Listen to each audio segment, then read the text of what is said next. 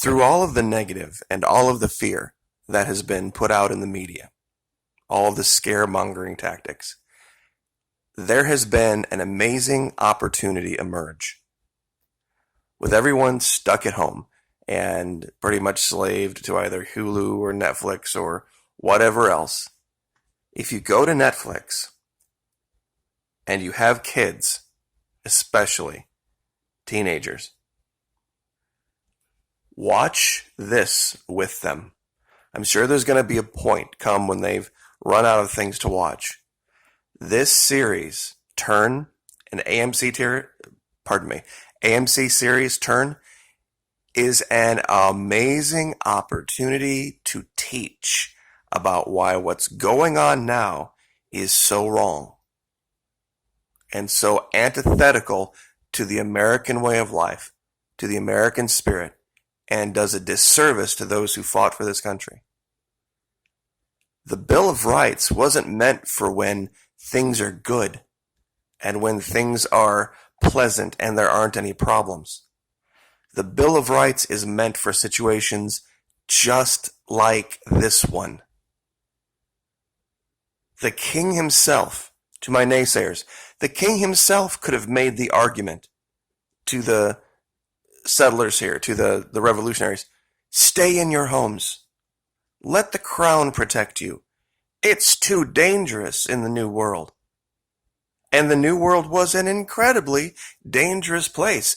The King of England could have made more of an argument about the threat to life and limb than we could now because of this sickness going around.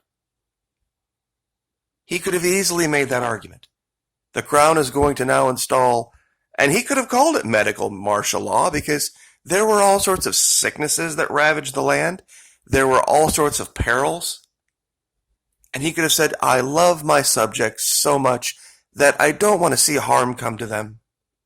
And until the Crown can give the all clear and be assured that going about your daily life is a safe activity, we need you to stay in your homes. And we also need you to not gather in groups larger than 10. Because dealing with an insurrection during a national emergency like this is just something we can't abide. It's not the time for the talk of liberty. It's not the time for the talk of freedom. Because there's too many threats out there. The king could have made this argument and won. But did people buy that? Watch the series Turn. Start from season 1, and you will see that there were a great many colonists here in the New World that agreed with the Crown. They were called Tory sympathizers that said, yeah, this whole idea of liberty and being a new nation and all this kind of stuff is just selfish and pie in the sky thinking. And, we are loyal to the Crown and we need to do whatever we can to make sure it's safe for everyone here. Safety being the God. Safety being the key. You can look at whatever numbers you want to look at. And if you want to choose to be safe, let me show you what an altered coronavirus-based Bill of Rights would sound like. Article 1. Congress shall make no law respecting an establishment of religious or prohibiting the free exercise thereof, unless, of course, it is a threat to the public health, and then all bets are off, or abridging the freedom of speech, unless that speech might cause somebody to have a chance of being infected with the coronavirus of the press, unless, of course, they are stating things that are promoting the public health and helping to combat the coronavirus, or the right of people to peaceably assemble, unless that peaceable assembly might exacerbate the problem. Do you see what I'm saying? even in Article 1, you can make an argument against every one of those rights when you put it up against the possibility of getting sick with the coronavirus. Religion, free exercise, freedom of speech, freedom of the press, right to assemble, and to petition the government for redress, all can be subsumed under the greater idea that, well, those are great rights for when things are good. But if there's the coronavirus or the possibility of being infected with it, none of that applies. The government can step in and say, sorry, you alternative idea person over here, we don't think your alternative ideas are conducive to combating the coronavirus. Therefore, we're going to take away your ability to speak or to assemble. Article 2. Many of you are very familiar with Article 2 of the Bill of Rights. The well-regulated militia one. That's an easy one to knock out of the park. Security of a free state should fall on the government itself only. The states shall not have any need of a militia. That militia should have as its only concern the battling of the coronavirus. Anything else is secondary. And that goes along with Article 3 about soldiers in time of peace be quartered in any house. Well, all they can say here is that we're not in a time of peace. We are in a time of war against the coronavirus without the consent of the owner, nor in time of war, but in a manner to be prescribed by law. Very simple. They could skip right over that and say, well, we are going to go ahead and do that now to make sure we're going to put soldiers in houses in neighborhoods to make sure nobody is doing what they're not supposed to be doing. Gathering in groups of 10 or larger, or even talking in a way that might allow them to circumvent what we believe is the best course of action for their lives. Article 4, the right of the people to be secure in their persons, houses, papers, and effect against unreasonable searches. If they think you're doing or saying something that might promote the idea of freedom or liberty, and that might cause some kind of a conflict with their idea of what safety is in time of coronavirus, forget that. They'll just issue the warrants. And they will get rid of that completely. And you can go through each article. Article 5. No person shall be held to answer for a capital crime or other infamous crime, capital or otherwise infamous crime twice. Grand jury, blah, blah, blah. Read through that and you can see. They can say, well, because of the coronavirus, though, because of this imminent threat to the health of the nation, we can't allow this Bill of Rights to stand. And it was written for situations just like this. Right to speedy and public trial, unless that's a threat to the public health. Article 7. Right to trial by jury. Excessive bail. Cruel and unusual punishment.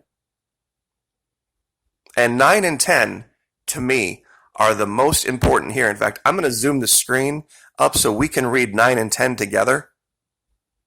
And you can even read these for yourself and have that original thought.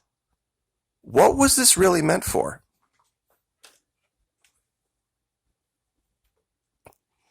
Articles 9 and 10.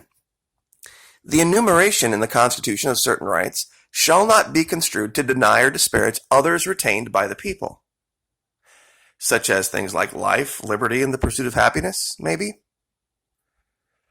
Powers not delegated to the United States by the Constitution, nor prohibited by it to the states, are reserved to the states, respectively, or to the people.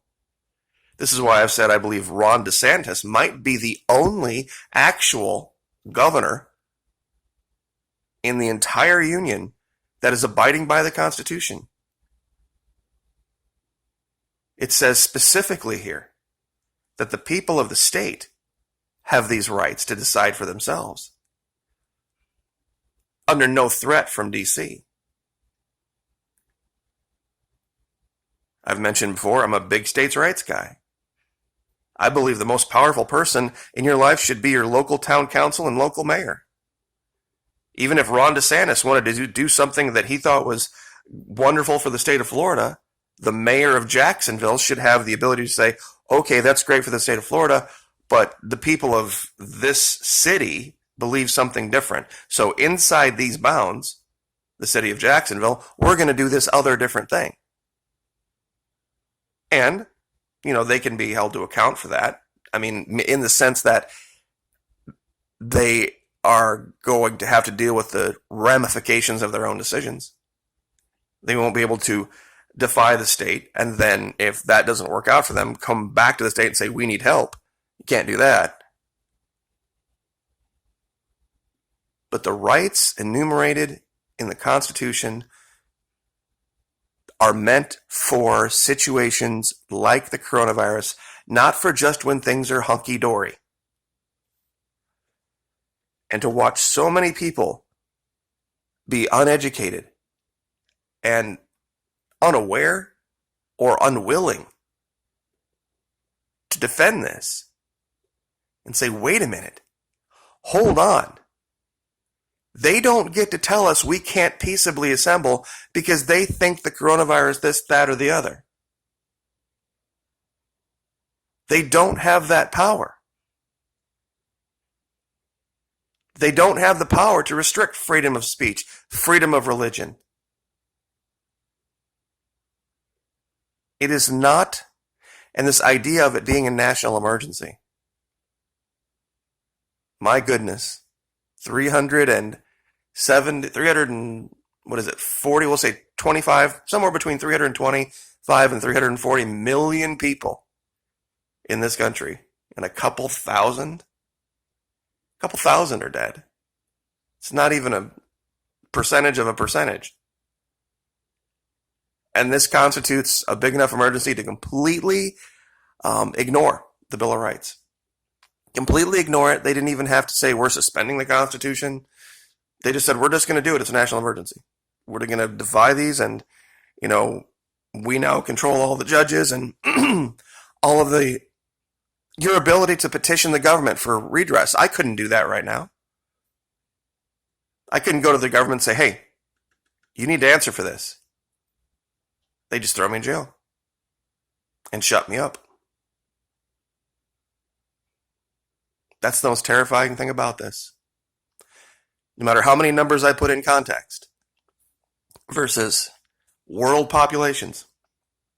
And I'm going to leave with one that will blow your mind. Italy just surpassed 10,000 deaths. 10,000 out of a country of 60 million people.